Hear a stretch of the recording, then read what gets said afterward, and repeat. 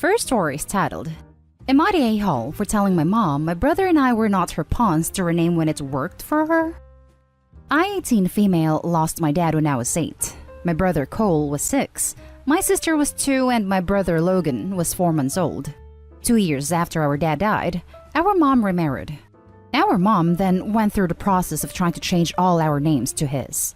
Cole and I objected, and we actually spoke out in court saying we didn't want our names changed. We didn't want to be adopted, which my sister and Logan eventually were after they gave up on me and Cole. And the judge agreed with us since we were used to our last name. It was always a point of contention, and our mom refused to acknowledge our last name anyway and always called us the stepdad's last name, family. Always. And she would always try to get extracurriculars and stuff to use her name instead of our name, in a non-legal sense, which bugged the crap out of us. One of my teachers used to write my legal name, but call me by my stepdad's name because she and my mom were friends, and it sucked. They never stopped asking us to change it. And then around Christmas, my brother wanted to be registered for some professional art classes, and our mom tried to bargain with him that she would sign him up for the classes if he would agree to change his name. My brother said it was fine, and he wouldn't take the classes. Our mom freaked out. She called me, and she told me that we were behaving like brats and hurting her and our stepdad's feelings. I told her she needed to stop, that we weren't her little pawns to rename whenever she liked, that she had to accept we had our dad's name, and her husband was never going to be our dad, and that she had driven us both away, as well as ruined the relationship with our younger siblings, because they see us as bad for not changing our names. I told her that all of this comes back to her and trying to force us to change something we had grown used to, our last name. She told me she was doing the best thing for the family.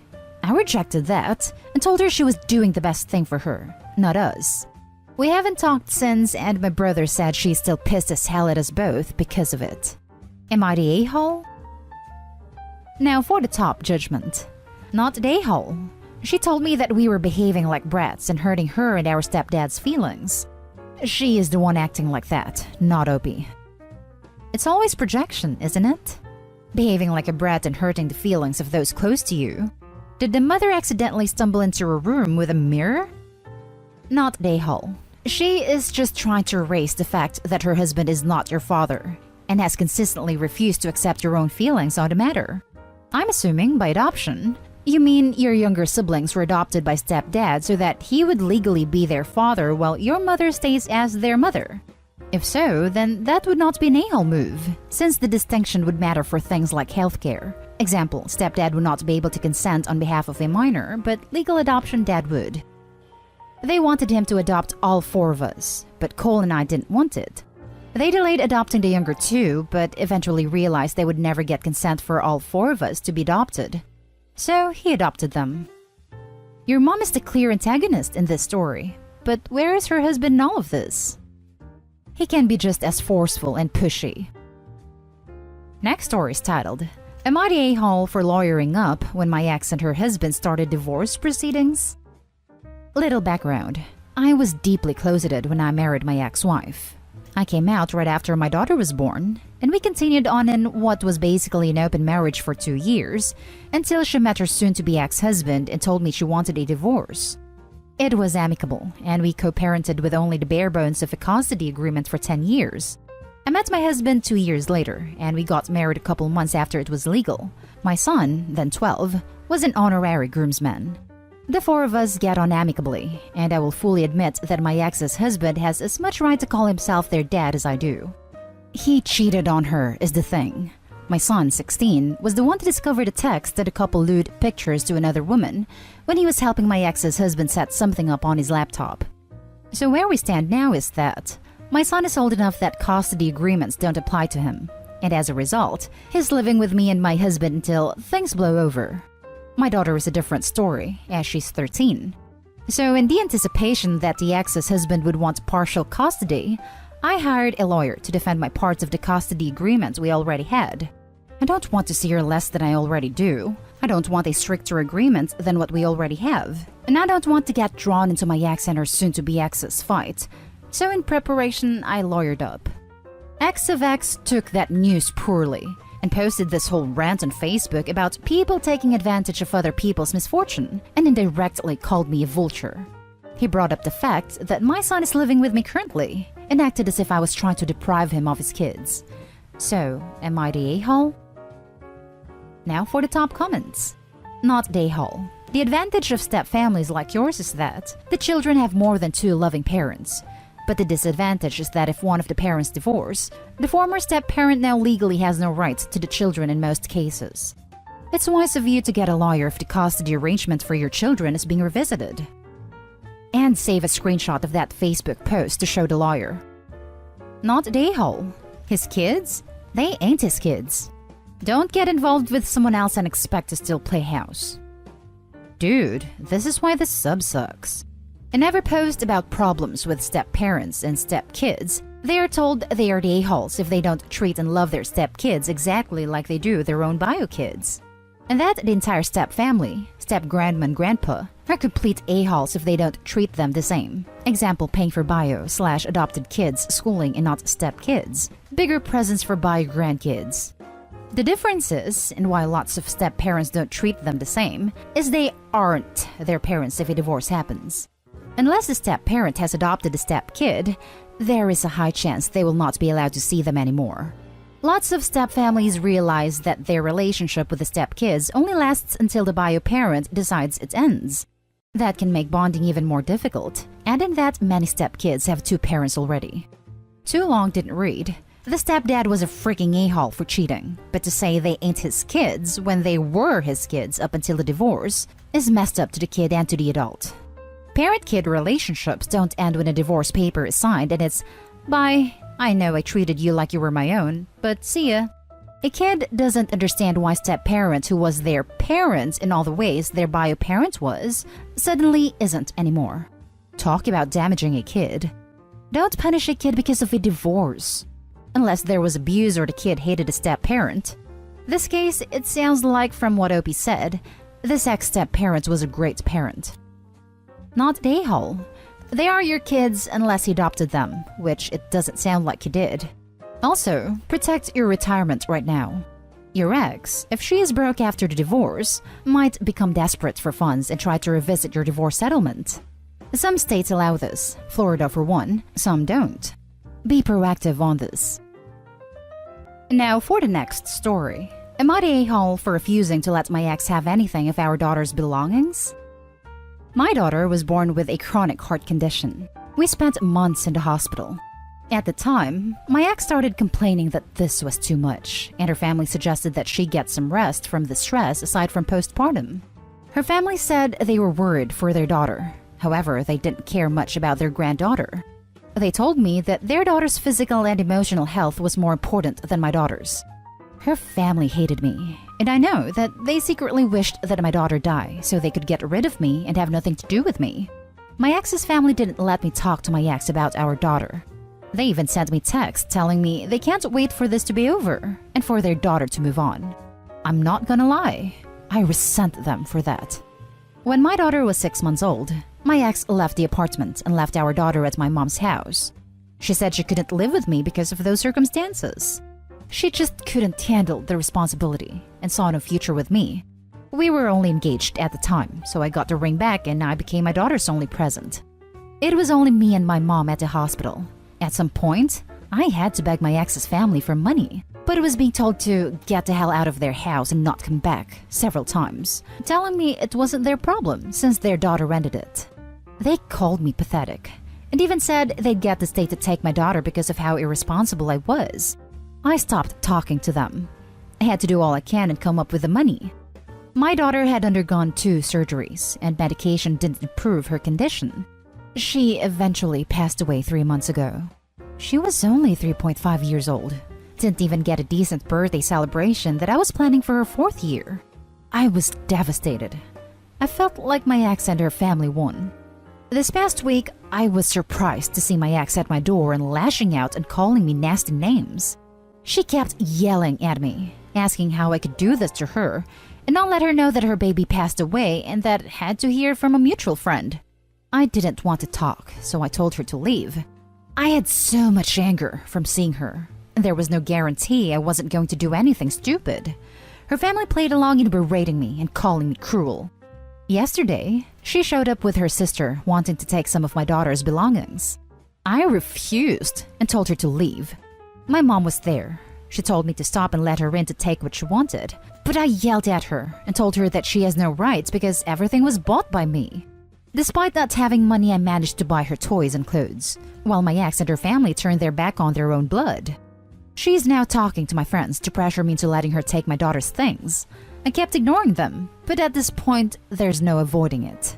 The reason her family never accepted me is because they think they're better than me. They claim that I was with her for money. I was 25 and she was 30 when we started dating. To them, that was an obvious sign that I was with her for money, and they made sure I got nothing, even when they saw me struggling trying to provide for their granddaughter. They controlled my ex, banned me from moving to her place, and insulted my living situation, and cut any support to their own daughter to get her to realize that she made a mistake and leave. But with our daughter in the picture, things got complicated. But they got what they wanted eventually. Now for the top comments. Not Dayhole. She chose to not be involved in the kid's life. That's on her. She's not entitled to souvenirs now. She doesn't want a souvenir. Those are for memories.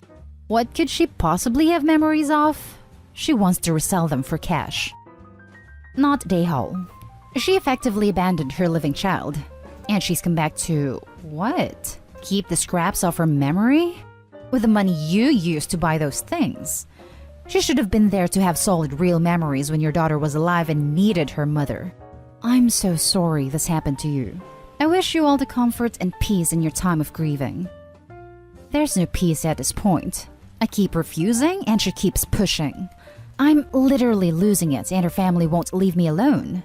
I guess they only care about looking good to outsiders, constantly claiming confusion and playing innocent. I'm done with their BS. And lately, I have been thinking about moving away, but now I'm seriously considering it. Not Dayhole.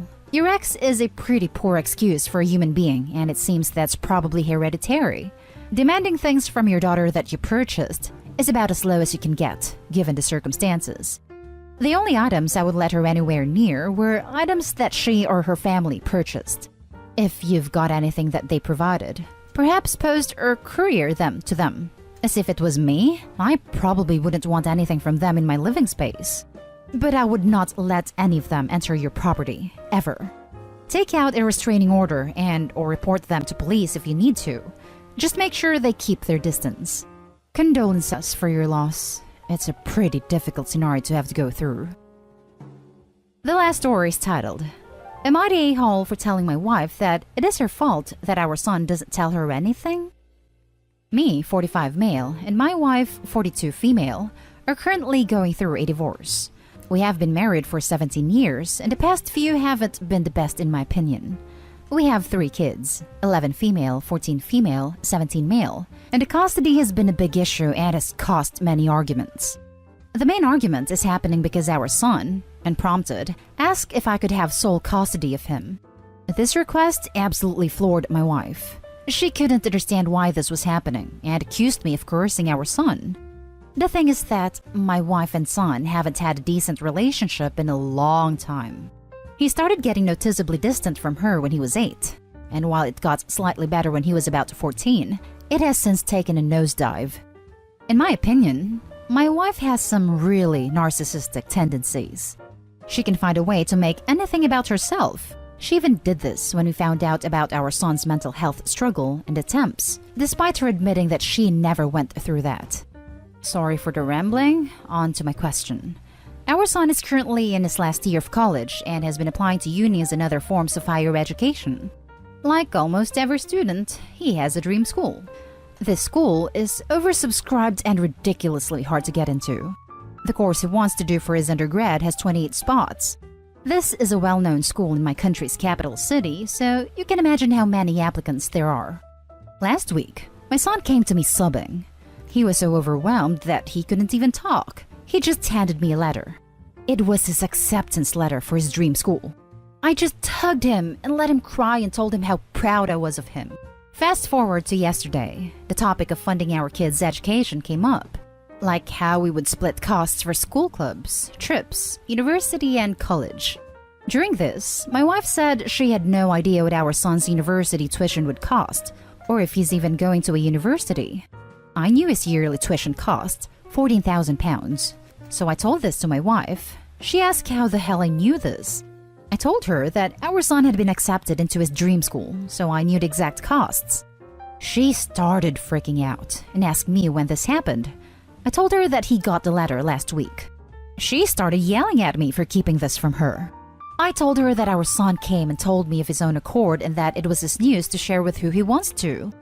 Here's where I might be the a-hole. I then told her that it was her fault that our son didn't share this with her.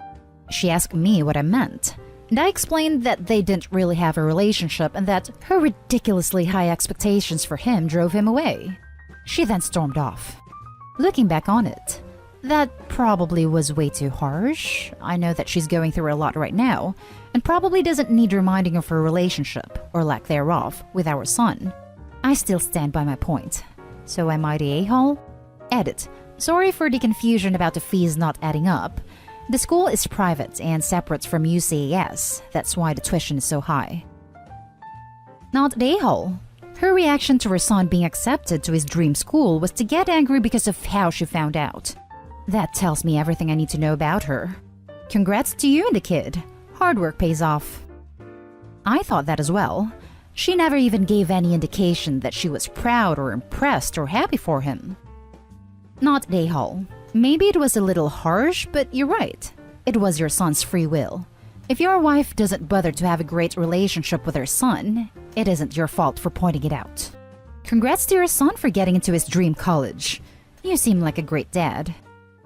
No a-holes here. Her past actions have consequences. She can't expect anything more. Though maybe try and encourage your son to let her know, out of courtesy, about huge things like this, such as university, work, etc.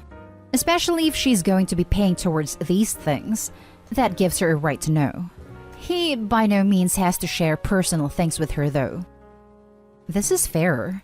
She can't expect to be told about decisions that affect her finances. This was a conversation about how they would be splitting costs for son's school, and Opie's getting all it's his news to share or not about it while asking for thousands of dollars a year to pay for it? You can't be all you don't deserve to know these things, your bill is $8,000. Come on. Would like to hear the other side of this, honestly. Until then, I think it's no a-holes here. Am I the a-hole for choosing my stepmom over my biological mom? I'm 24 female and I just bought a new house. My dad and stepmom contributed too for the house and it looks perfect. My mom left me and my dad when I was 5 because my dad couldn't earn much. A year later, he remarried to my stepmom Jane. She wasn't what I thought stepmoms would be. She was kind of really talented. I don't have other siblings or stepsisters, so she basically raised me as her own daughter. She helped through everything, financially too.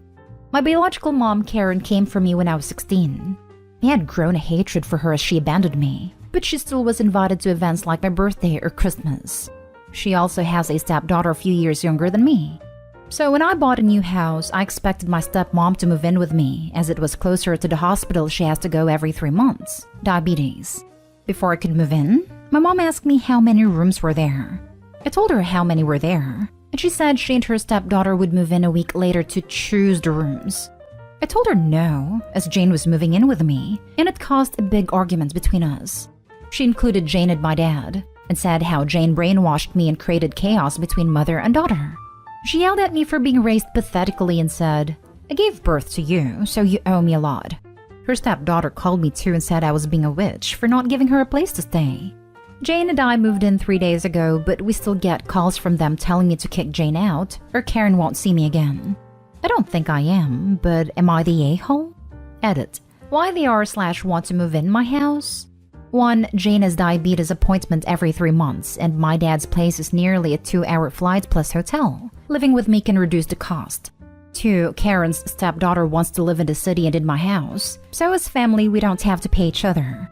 She's broke and jobless, and Karen wants to stay so she can supervise me.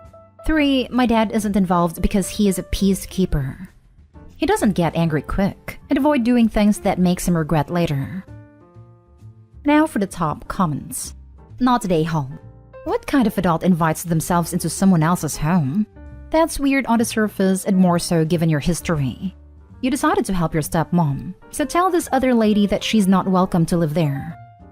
But hey, Bio Mom said that if Opie doesn't kick out Jane, Opie wouldn't see Karen again.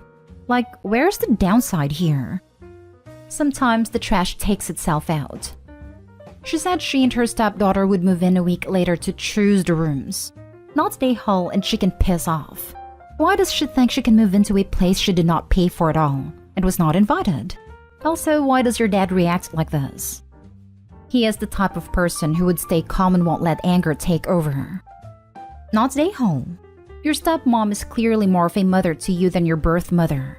Also, your birth mother's logic is flawed. She may have brought you into this world, but that was her choice and not yours. And when you bring a child into this world, you then have a responsibility to take care of them. And she did not fulfill that responsibility. Your stepmom, however, did raise you, so it's perfectly fair you'd want her to move in with you instead of the egg donor. Next story. Am I the a-hole for selling my house to get away from my sister? I took in my pregnant sister when she was almost homeless, kicked out by her boyfriend, father of the baby. We weren't close, but I let her into my home because I didn't want my nephew to be homeless. The agreement was I took her in for 3 months and she would find a job and find a place to live in that time. Almost a year later, she hasn't left, and I'm stuck paying for her and her son. Even worse, she recently got back together with a boyfriend that kicked her out, but hasn't forced him to pay any child support, so I'm paying for everything. He is a stinky, disgusting a-hole who I banned from the house, but my sister keeps sneaking him in when I'm out. I can't afford it as I have a good job, but I'm sick of her mooching off me when she could find a job, but hasn't even sent out a single resume. She has had depression in the past and is probably depressed now, and so she begged our mom to speak to me on her behalf, who keeps telling me when I let her into my home I signed an obligation for life to take care of her son.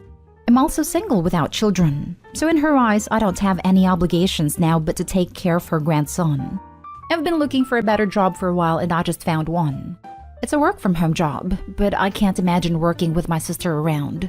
So I told her I'm selling the house and moving states and she has 2 months to move out. Now all I'm getting is phone calls from my mother and other family members who know they have to take care of my sister if I leave, begging me to keep taking care of her. She's screaming at me for leaving her on the streets, but I can't wait for February to come early enough. But I feel kind of guilty looking at my nephew who is going to suffer because both of his crappy parents, and probably is going to end up like them. Am I the a-hole? Not the a-hole. Tell your mom to take your sister in then. Also, you said the agreement was 3 months. Where the heck did your mom pull that for life out of? Her butt? Well, shove it back where it comes from. There is only so much you can help until it starts to affect you. Doesn't matter if it's mental/physical/financial. Protect yourself before you try to help others. Yep. Hey mom, when you gave birth to sister, you took an obligation for life. I think parents forget they're still parents even after the child turned 18. Not today, home. Your mom can take them in if she feels so strongly. You're not your sister's parent. Housing them for a few months is not an obligation for life. Block your mom and enjoy your new place. Not today, home. Your nephew has parents and grandparents and many others who can step in and help. You telling your sister she can stay with you for a couple of months isn't a lifetime obligation to pay for her and her child. They have rights because they are living there, but you're under no obligation to allow that to continue. Selling the house seems extreme, unless that's something you want to do regardless, but you should absolutely talk to a lawyer and begin eviction proceedings. Your sister is an adult and needs to take responsibility for her actions and her child. Next story is titled, Am I the a-hole for yelling at my mom that I hate Harry Potter and to let me live my own life? As my title suggests, my mom is a huge Harry Potter nut. She and my dad actually met in Harry Potter IRC, like Discord but for old people, in the early 2000s. Got married, had kids, and from day one decided to embarrass us for life by naming us after some Harry Potter and Star Wars characters. It's honestly been hell. I have a stupid name, and since we were little, my parents have forced stuff like Harry Potter, Star Wars, Marvel movies, etc. down our throats. Everything is about dragons and magic and blah blah blah. I'm so sick of it. Every birthday, every holiday, everything is just organized around fandom. So just like every Christmas, The days leading up to Christmas, we have to sit down every night and watch Harry Potter movies. It's so freaking boring. I can usually get away with knitting or drawing on my iPad during this, but this year my mom was like, let's just have a technology and distraction free every night.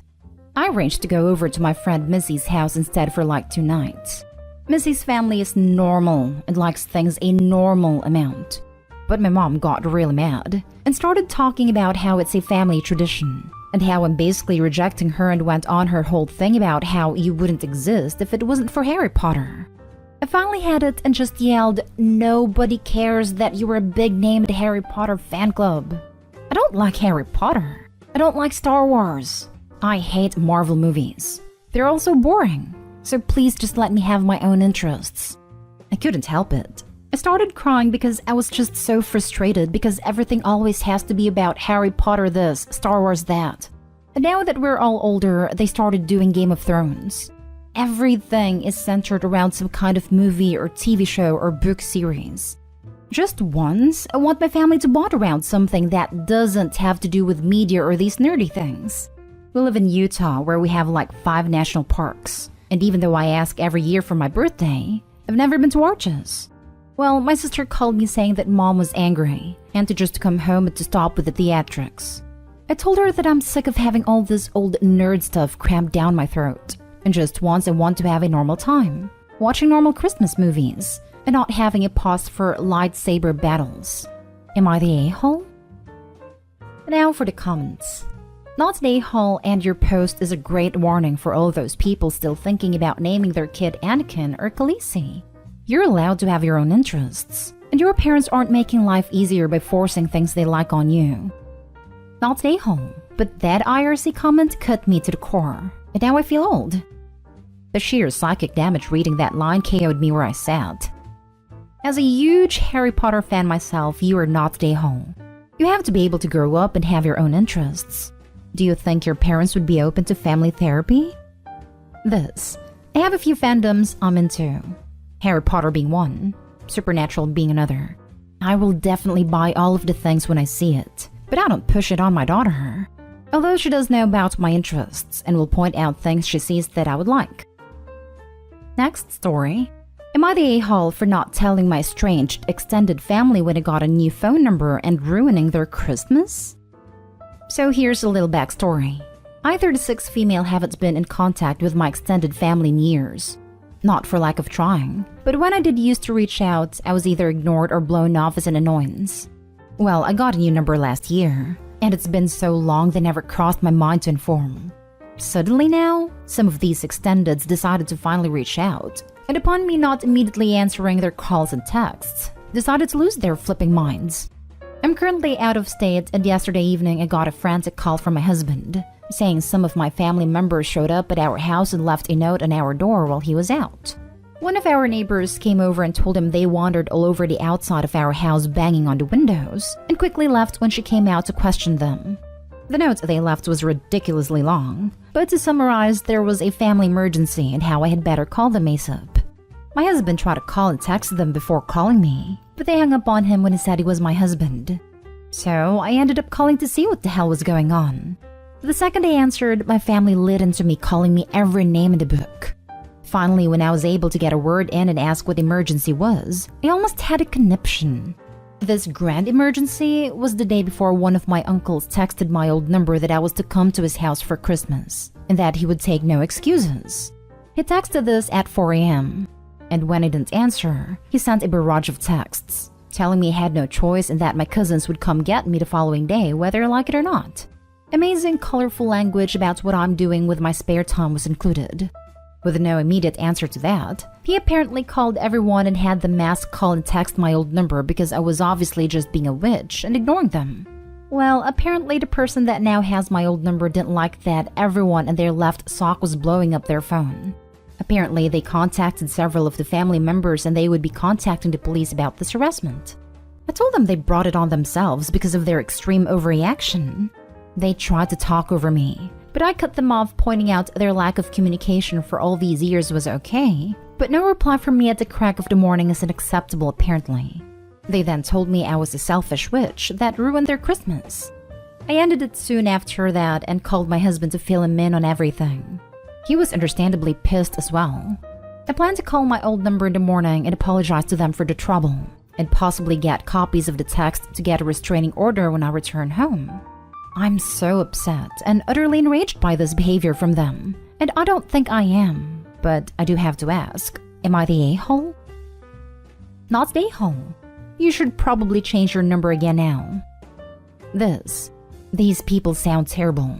Definitely not the a-hole. I have a question though. Is there no one on that side of the family who knows how to reach you? Isn't there a parent or a sibling these wackos could have called and said, "I hope you didn't return my text. Is she okay?" If you do and they still acted this way, I have no words. The fact they want this level of crazy means they probably burned more than a few bridges that lead to OP. Not the a-hole, and do not delay on that restraining order. It is very strange that they would come to your house and knock when no one is there, peep through the windows, but leave as soon as they saw the neighbor. Something is very fishy there. Were you due for kind of inheritance from an older relative? It's possible that there's been a death in the family that you are not aware of. They might be trying to attempt to force you out of it by getting you alone. This is what I think. What, after all these years, would make them this desperate to see OP again? Money would be one of my first guesses. OP, you need to find out if a relative has recently died, or if you're the recipient of some sort of bequest. Given all these people's wacko behavior, I can see someone deciding to leave everything to the only sane person in the family. Now for the last story. Am I the a-hole for ordering meals for my children when we go out with friends? My husband and I have 2 children, 19 and 17. We go out with our friends, 2 other couples, every other week, and then on the weeks we do not go out with them, we have a date night and then a family dinner out. We always get separate checks, so each couple pays for their own food/drinks. We find it is just easier to do it that way. On the weeks that we do not take the kids, or ask if they can come in the 19-year-old's case since they work, we always have them look at the menu to see if they want us to order them something and bring it home. We have been doing this for the last 5 years since the kids were old enough to not need a babysitter, and it has never been an issue until now. The only time we do not order them anything is when we have plans after dinner, such as a concert or movie. A new couple joined our group for dinner. They are friends of another couple we go out with, and we had never met them prior to Saturday night. We decided on sushi for dinner, so we showed both kids the menu online and asked if they wanted us to pick them up something to bring home. They each decided on 2 rolls. At the end of our meal, my husband ordered the rolls for the kids and let the server know that they were for takeout and to put them on our check. The wife of the new couple got a little huffy and told us that it was rude for us to order more food when everyone was getting ready to leave, and basically said it was trashy of us to get doggy bags for our kids when none of the other couples had. My husband told her that we do this all the time, and that if they wanted to leave, nothing is stopping them from doing that. The next day I got a text from my friend saying that this new couple did not enjoy going out with us, and that we embarrassed them, the new couple but not our friends, at the restaurant by ordering takeout food for our children. I asked my friend if she had a problem with us doing that as they had never said anything to us before, and she said no, but she does not want fighting within the group, so she asked that we not order takeout anymore for the kids if this other couple was going to be dining with us.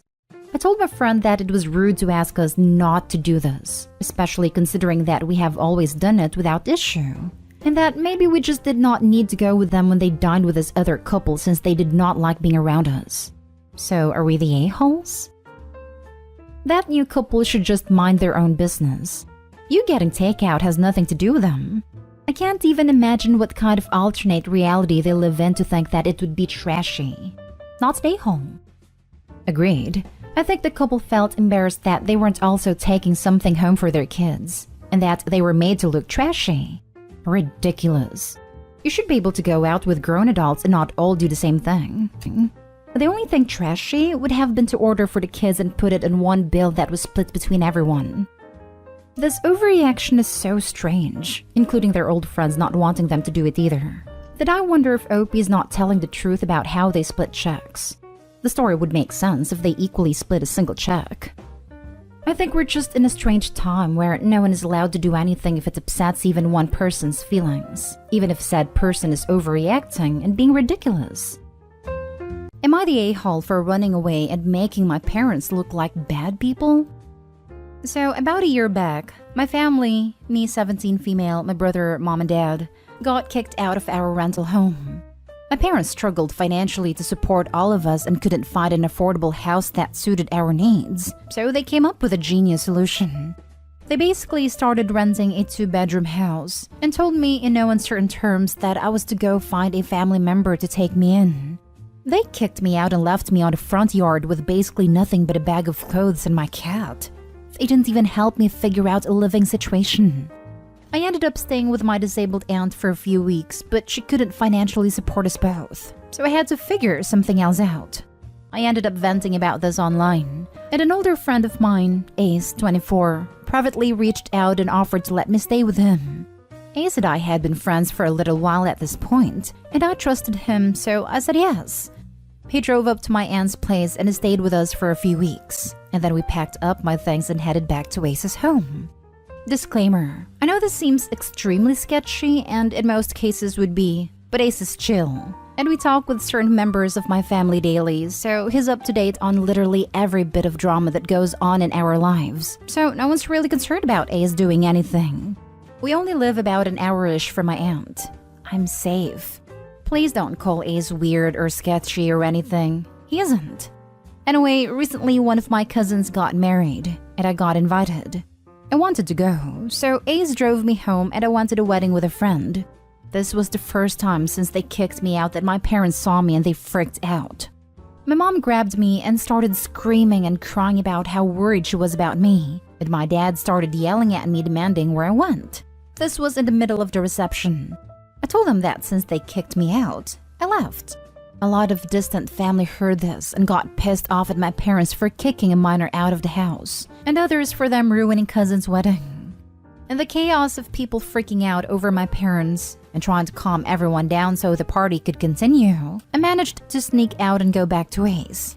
We went home, and ever since I've been bombarded with calls from my parents, another family telling me to go back and stop hanging out with that pervert. I've been refusing and blocking numbers left and right. Also, my cousin forgave me for what happened at her wedding. She said she enjoyed the drama and having the attention off of her while her husband solely blamed my parents for what happened. I honestly think my parents don't actually care about me. If they did, then they would have contacted my school before now about me, or the cops. Or even my aunt who says that they never ever talked about me when they called her. Now for the top comments. Not the a-hole. By the way, your parents can't actually legally throw you out at 17. You could have gone to the cops. And your parents only looked like bad people here because they are. My mom kicked me out when I was 16. I walked to the police station. I was told, she can't kick you out. And I replied that she just did. It was met with another, she can't. I ended up leaving the station because they weren't going to actually do anything. Cops are useless. Yep. My friend's dad randomly started locking him out at 15, so he practically lived at my house. And you're right, the cops can't monitor that stuff and they won't. Not stay home. You did nothing wrong, and so long as you feel safe with Ace and he is helping you, I don't see a problem there. Your people who gave you life are just mad they're now known for not being parents. Not stay home. You didn't run away. They kicked you out. They made that scene because family was asking about you at the wedding and they didn't know how to answer. So when you showed up, they saw it as the perfect opportunity to turn it around onto you as running away to deflect from them kicking you out. They didn't expect you to tell the truth. Their little made-up story to save face didn't quite work out for them. Oh wow. And I was wondering, why did the parents start making a fuss of they're the guilty ones? How sordid of them. Not stay home. You didn't run away. You were abandoned. You were left to figure it out on your own, and their reaction was solely to deflect blame away from them. Rude and disrespectful not only to you, but to the bride and groom. You have no culpability in this situation. You could have gone to the police or CPS, and they could and should have been arrested. Please don't say you ran away. That makes it sound like you had a choice in this situation. You were abandoned and forced by them to find your own way as a minor. My heart breaks for you. When karma comes for them, please enjoy the show. Next story. Am I the a-hole for kicking my brother-in-law's wife out of my husband's wake? My brother-in-law, Andres, married to his longtime girlfriend, Bea, last year. The wedding was held 30 minutes from the city by boat. During the reception, my husband, Dante, collapsed. His brain aneurysm ruptured and he never made it to the hospital. First day of my husband's wake, Andres and Bea came.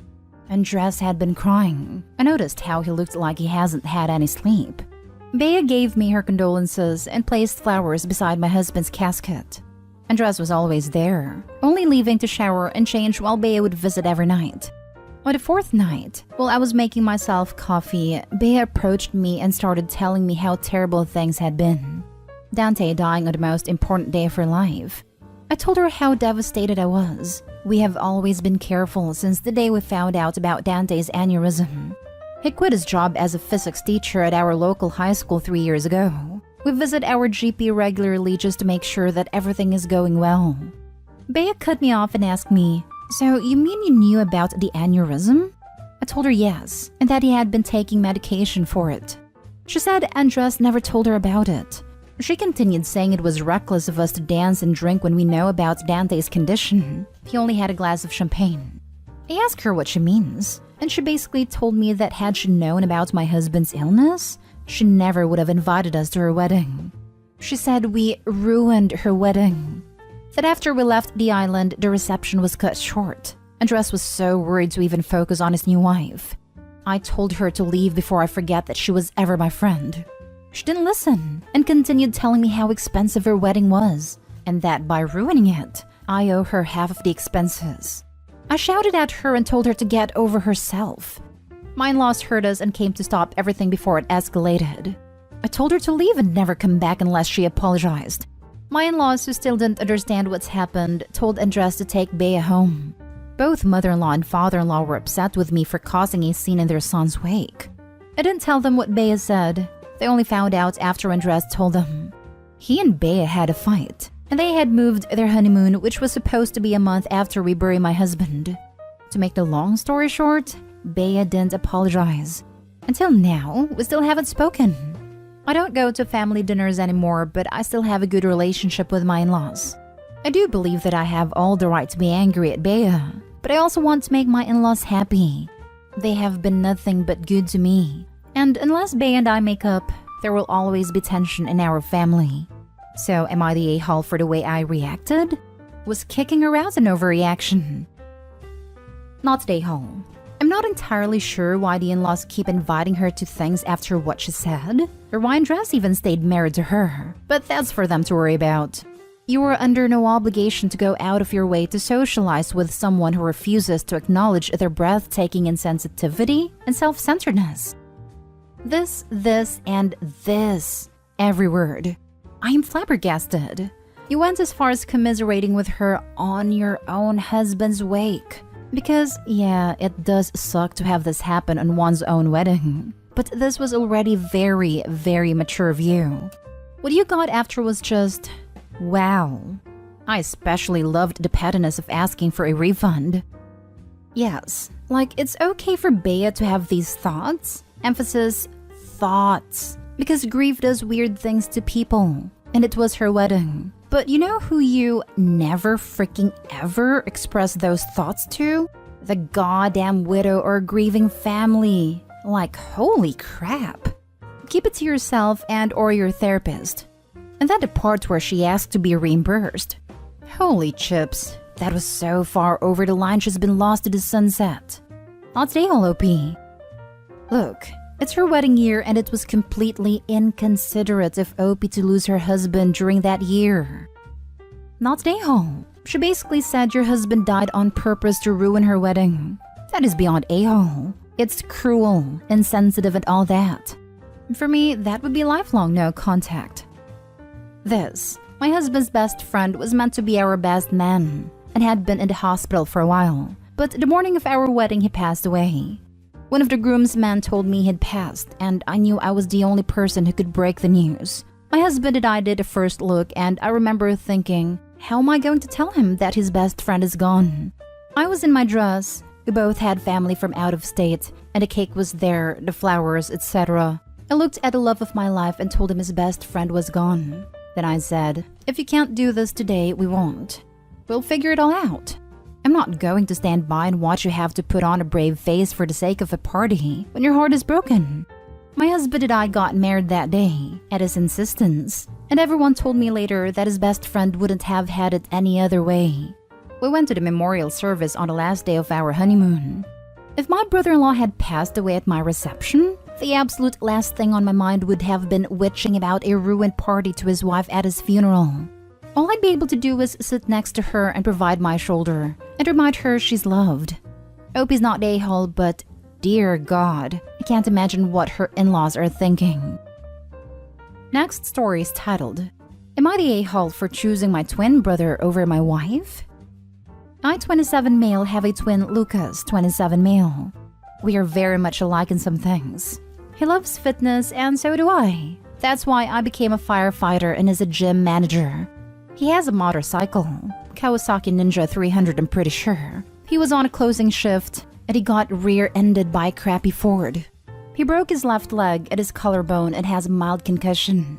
I broke down when I heard this, as he's my best friend.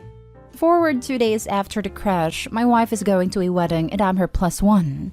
While we were getting ready to leave while she was doing her makeup, my brother texted me from the hospital and for me to please come to the hospital because he really needs comfort and is in pain and stuff. I told my wife about the situation and she yelled at me to not go there because he's a grown man that can suck the pain. I slammed the front door shut, leaving her with our baby, and went on my motorcycle there. I didn't even think. All I could think about is how much of a witch she was then. I stayed with my brother overnight as I had work the next morning. Now, I have been getting texts from her family and friends saying I was an awful husband for not choosing your wife and choosing your brother. I blocked all of them. And now my wife is expecting me to apologize for something that she started, and making me look after our baby as soon as I get from work. I told her I'm not apologizing until you are. I'm sorry, but he is blood related, my brother, and it hurts me to see him in that state. So, am I the a-hole? Now for the comments.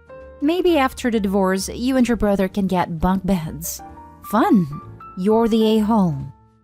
So you ain't even gonna bring up the fact that she said that he could suck up the pain and that she thought a wedding was more important than supporting a family member in need. It was 2 days after the crash. There was no immediate threat. The twin just wanted comfort, and they had a prior obligation. I'd be mad too. The brother wasn't in any life-threatening scenario where going to a wedding would cause Opie to miss anything.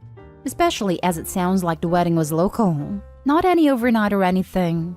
So yes, Opie's the a-hole all around. What's the dude going to do for his brother? Hey bro, how you doing? You okay? And magically the brother will get better and go water skiing? You're the a-hole. It sounds like you didn't want to go and this was a perfect excuse. Have you ever heard of this amazing concept called emotional support?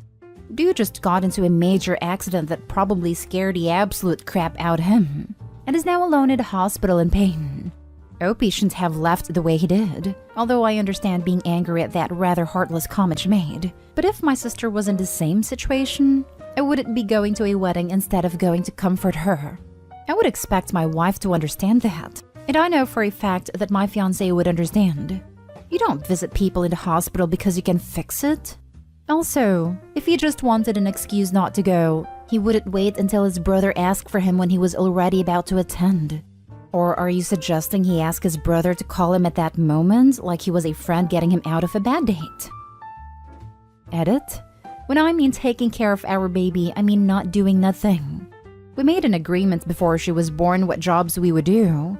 Example, she does the feeding and the nappy changing, and I feed her at night and put her to sleep. I'm not a bad father, I'm just a witch sometimes, and I get I overreacted and shouldn't have left. So, yeah. Now for the last story, am I the a-hole for telling my coworker she got what she paid for? So I, 20 female, work with this woman, Julia, 25-ish female, not her real name, and she recently got engaged. A group of us were talking in a break room, and Julia was complaining about how she wanted engagement photos, but professional photographers were too expensive. One of our coworkers then mentioned that I got a really nice camera as a Christmas gift, and that I could probably take pictures for them. Hearing this, I immediately said, yes, but I'm not a professional or anything. I just take pictures of my dog and stuff.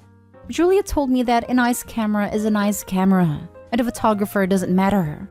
She asked if I'll take free pictures for them, and I said I would. I know, I'm dumb, but I wanted to be nice and I felt kinda trapped because she asked in front of everyone. We have the photography session and it went pretty well. The pictures turned out pretty nice, and I spent a lot of time teaching myself how to edit them for her. Yesterday, I brought a few of the edited pictures to work for Julia to take a look. The pictures aren't at a professional level or anything, but I thought they looked pretty nice. Julia didn't agree, I guess, because she said, oh, these are okay, but I guess I was expecting something different. I have a little bit of a big mouth and a short temper, so here's the part where I may have been the a-hole. I said, well, you don't have to be a witch about it. You wanted free pictures and you got what you paid for. Now, I'm refusing to give Julia the rest of the photos, and some of our coworkers are accusing me of overreacting and being too sensitive. Am I overreacting? Am I the a-hole here? Not the a-hole. I'm a professional photographer, and honestly, I hear this all the time. Julia told me that a nice camera is a nice camera and a photographer doesn't matter. It makes me furiously angry every time I hear it. I spent years learning how to be a good photographer, and it has nothing to do with the camera. I can take better engagement pictures with my phone than a non-trained photographer can with an expensive DSLR. Julia's ignorant and selfish and wants professional quality for free. Also, as a professional, I will tell you that the client never gets all the pictures I take.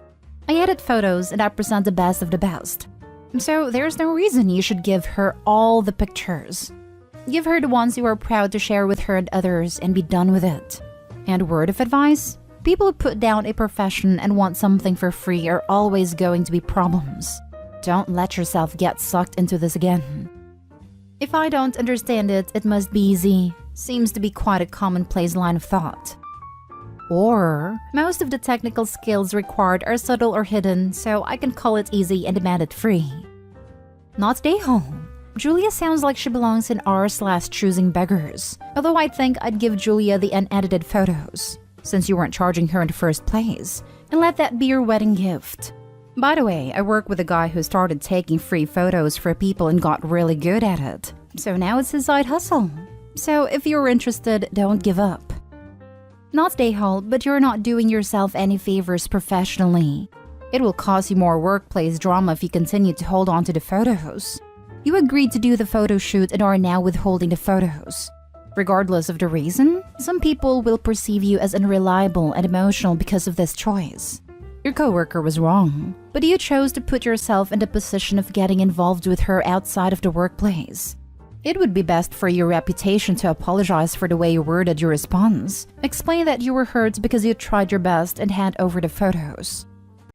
Am I the a-hole for supporting my nephew after he taught his golden child brother a lesson he will never forget?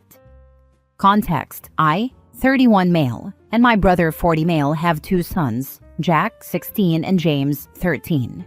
Jack was born when my brother was still in college. He didn't want a child at that time. He and his girlfriend struggled for a while, managing their studies and raising a child. Thankfully, our parents were supportive and helped him. I also helped in any way I could. Eventually, he finished his studies, landed a job at 27, and got married to his girlfriend. Then their second child, James, was born. Both of them spoiled him a lot. Whenever our parents or I said anything, they claimed James was their planned child, and since they were in a good position, James deserved it. At the same time, they neglected Jack. They gave James expensive gifts, toys, clothes, snacks, and everything. The saddest part is that Jack never once complained.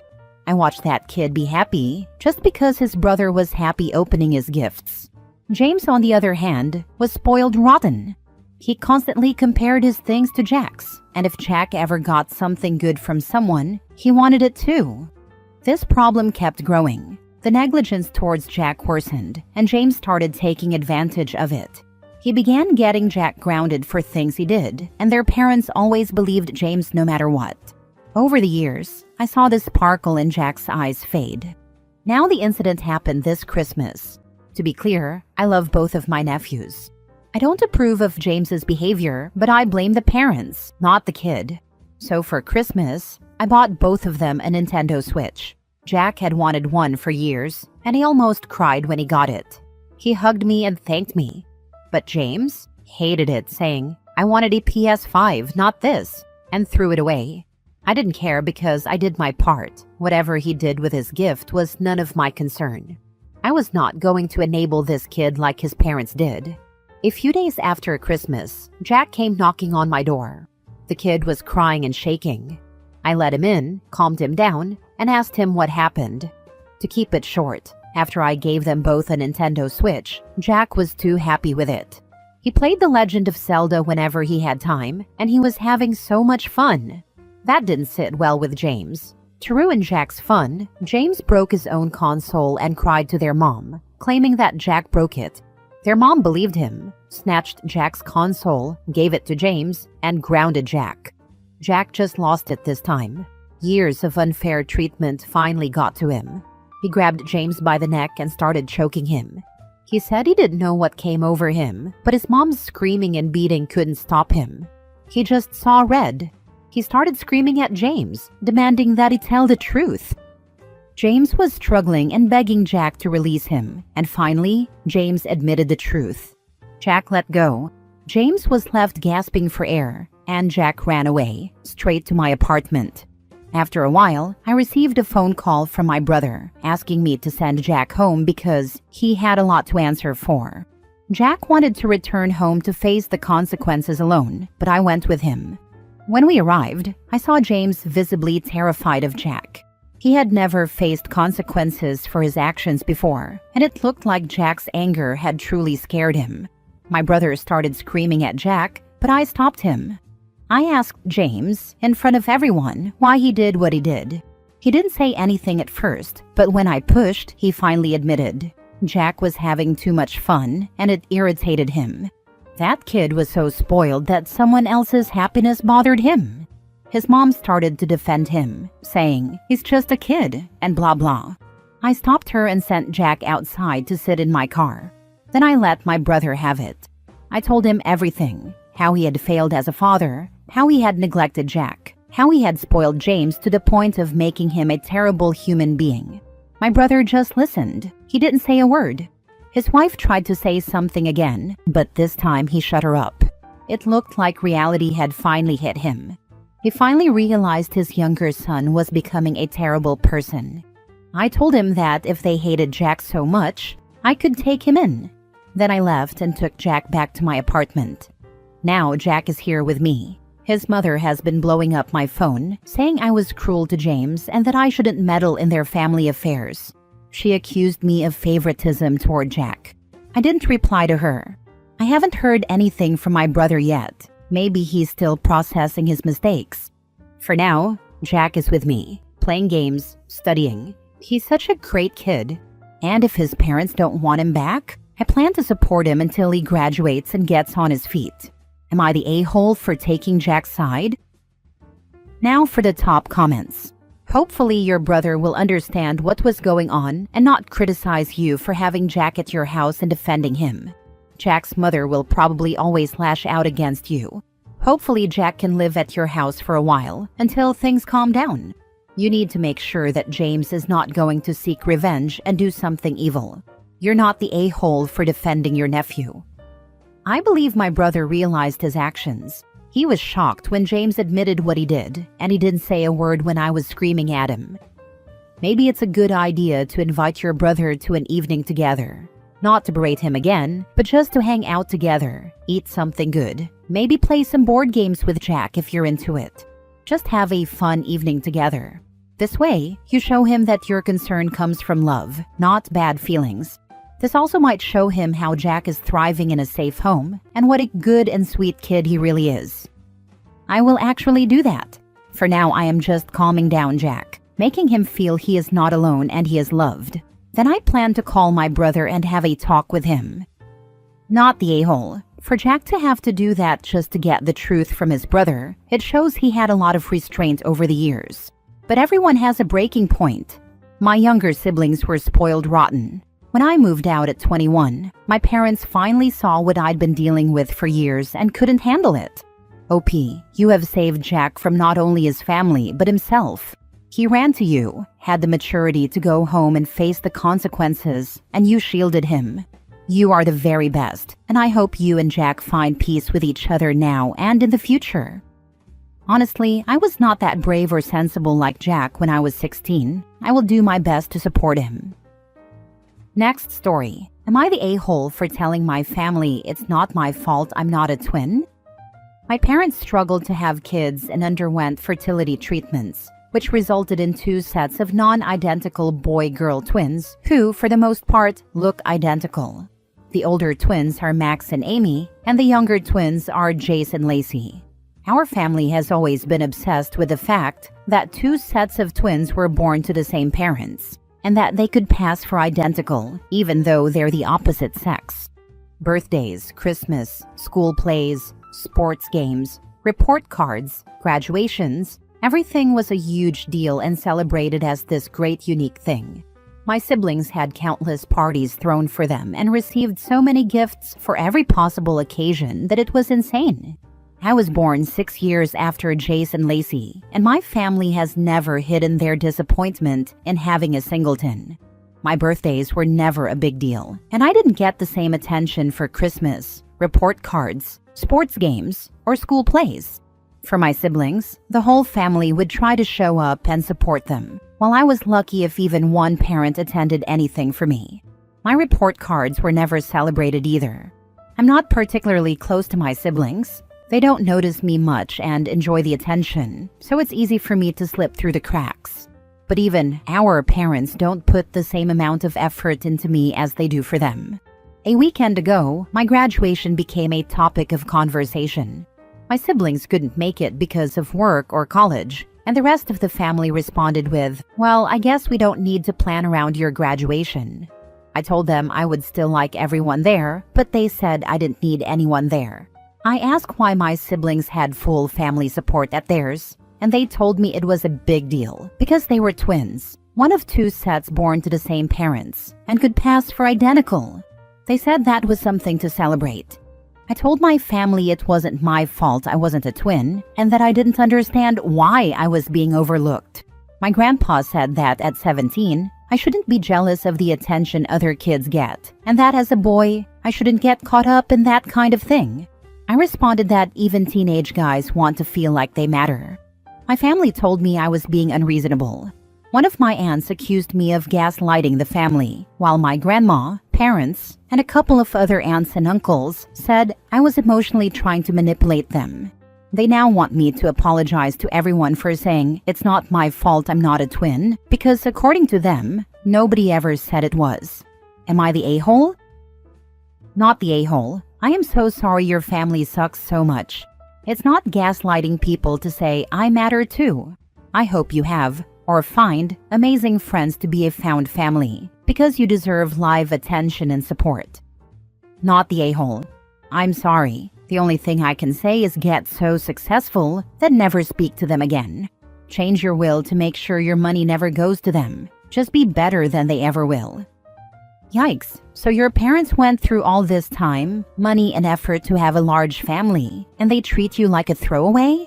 I'm sorry. I didn't realize that happening to be born on the same day as another sibling was such a significant accomplishment. Next story. Am I the a-hole for siding with my daughter over my wife over adoption and what she calls her? I, 35 male, have an 11-year-old daughter, Haley, with my ex.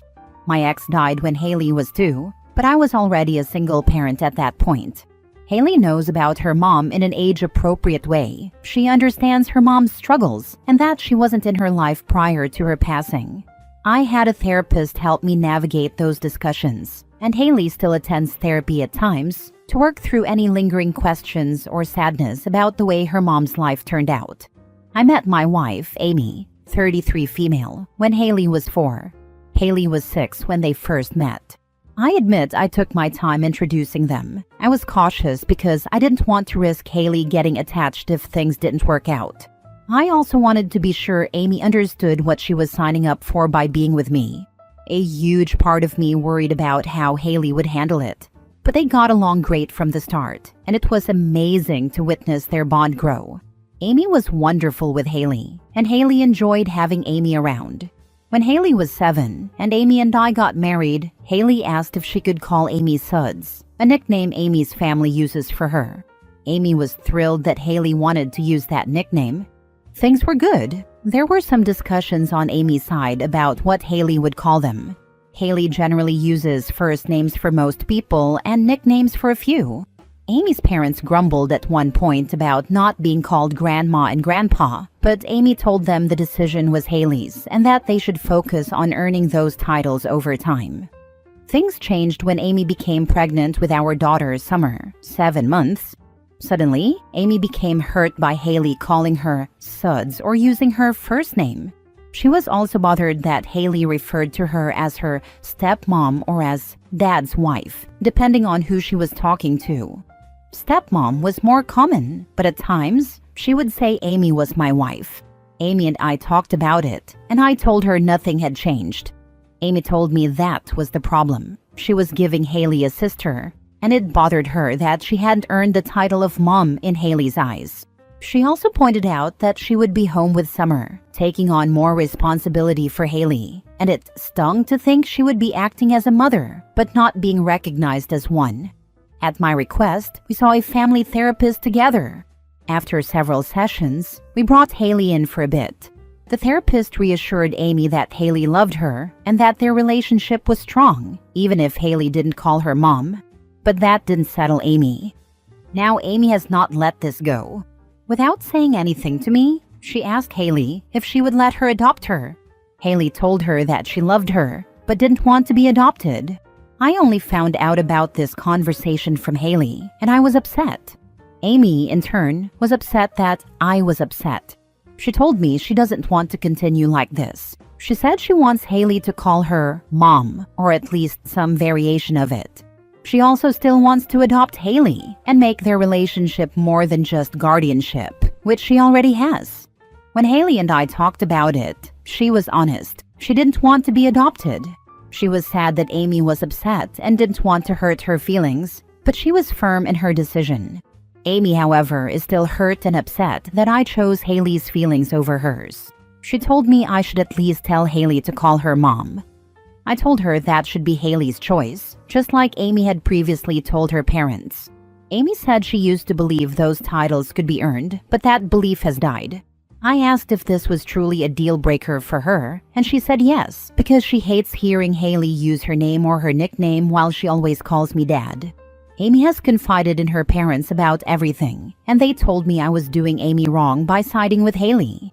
They said this is about respect, not just feelings, and that it's disrespectful for Haley to not call Amy Mom after all this time. Am I the a-hole? Now for the top comments. Not the a-hole. Go back to family therapy. If Amy can't let this go, things are going to get really ugly. That might not be a terrible idea for just the two of us. I worry Haley being there will make things worse right now. Not the a-hole. Amy needs to pour herself a nice tall glass of grow the heck up. You did the right thing by protecting your daughter instead of catering to your wife's insecurities. I wish her mindset from before could return. She even used to say as long as she wasn't the wicked or hated stepmom, she was happy, and now she's unhappy with anything other than mom. Get Amy checked for postpartum depression. It can do crazy things to your mind. I know from experience. She was already checked for that, but this also started before she gave birth. Although I know stuff can pop up even during pregnancy. But with her already being checked, I'm not sure it is that. Admittedly, it could still be. Put your foot down hard. Tell Amy she and her parents need to stop the childish behavior. Last story. Am I the a-hole for kicking my sister out after she laughed at me and my disabled wife? My wife and I are both 23. We started dating when we were 15 and got married 4 years ago. Our families were against us getting married so young, saying we were too young to commit, but we went through with it anyway. They attended the wedding, though we could sense their discomfort. Now both of our families get along, and I felt like we had all come together because my wife and I were happy, and so were they. 7 months ago, my wife had an accident. She broke both of her legs and suffered facial scars, which led her into depression. I've been doing my best to support her, comfort her, and provide as much physical and emotional care as I can. The doctors are trying their best, but the truth is, she's possibly paralyzed for life. She knows it, and so do I, but I'm committed to helping her through this. 3 days ago, my sister came to visit us. She got drunk and started making fun of our situation. She blabbered on, saying it was karma for hurting everyone in our family. Thankfully, my wife wasn't around as she was sleeping. I asked my sister to get in the car, and I dropped her off at her place. The next day, she apologized and said she didn't mean to hurt me. I told her that what she said was deeply hurtful. If she had hit me, I could have forgiven her. But making fun of what my wife and I are going through is something I cannot accept. I told her I would never talk to her again. Now my parents are saying I should forgive and forget because she was drunk, but I feel like she was extremely disrespectful to both of us and our struggle, and making fun of it is not something I can overlook. Not the a-hole. Drunk words are sober thoughts. I've always believed what people say when they are drunk are their true thoughts, because inhibitions go out the window when you're intoxicated.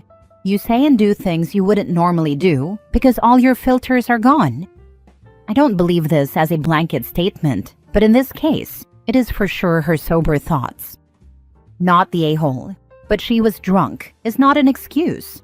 Go commit a crime, and when you're in front of the judge in court, tell them, I shouldn't be punished because I was drunk, and see how far that gets you.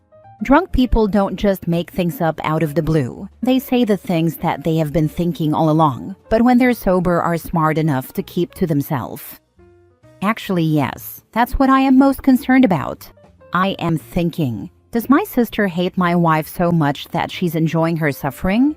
Does she not realize that her brother is also suffering? Does she hate me as well? I love her, and I thought she loved me, even though we had a rough time. But to say this all, I would have preferred if my sister berated, insulted, or slapped me instead of what she said. At least I could have forgiven her. But she crossed boundaries, and I don't know how to forget her words even if she was drunk.